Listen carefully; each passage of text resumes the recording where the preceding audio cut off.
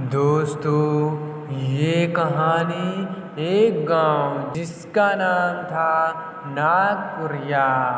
इस गांव में एक पुराना तालाब था जहां कोई नहीं जाता था। कहते थे वहां रात को अजीब सी औरत दिखाई देती, बाल बिखरे, सफ़ेद कपड़े और खून से सने पैर दिखाई देती थी।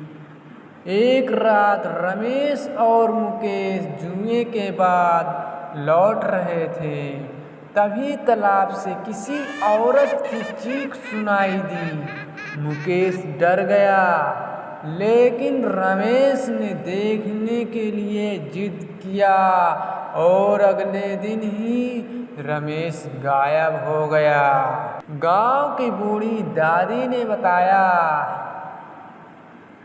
9 साल पहले इसी तालाब में एक नवविवाहिता को ससुराल वालों ने डुबो दिया था। कहते हैं उसकी आत्मा आज भी बदला लेने के लिए घूमती है।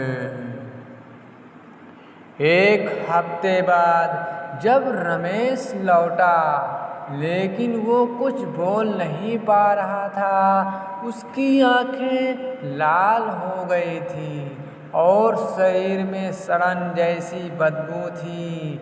वह बार बार बस तालाब की ओर इशारा कर रहा था।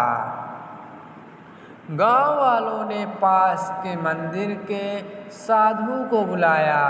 साधु ने बताया, ये चुड़ैल अब तृप्त नहीं है, कोई उसे जल समाधि से निकालने की कोशिश कर रहा है। तालाब के बीच में एक सूखा कुआं मिला, जिसमें से रात को बच्चों की हंसी और चुड़ैल की फुफकार सुनाई देती थी। गांव का कुत्ता उसमें गिरा और कभी वापस नहीं आया।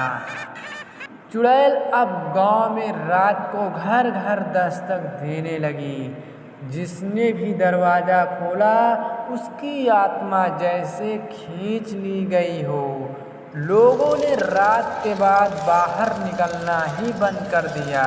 साधु ने बताया कि चुड़ैल अब बलि चाहती है, वही लड़की जो उस दिन उसके कुएं के पास गई थी, वह लड़की थी पिंकी, गांव की सबसे मासूम बच्ची। साधु और गांव वाले मिलकर रात को तांत्रिक विधि करते हैं और पूरी रात तालाब के पास यज्ञ होता है। तभी एक डरावनी आवाज़ चीख गूंजती है, तभी चुड़ैल प्रकट हो जाती है। यज्ञ पूरा होते ही चुड़ैल आग में समा गई, लेकिन जाते जाते वो कहती गई, मैं वापस आऊंगी। तालाब अब शांत है, लेकिन लोग आज भी उसकी तरफ आंख उठाकर नहीं देखते। दोस्तों, कहानी अच्छी लगी हमारे चैनल को सब्सक्राइब जरूर करें। धन्यवाद।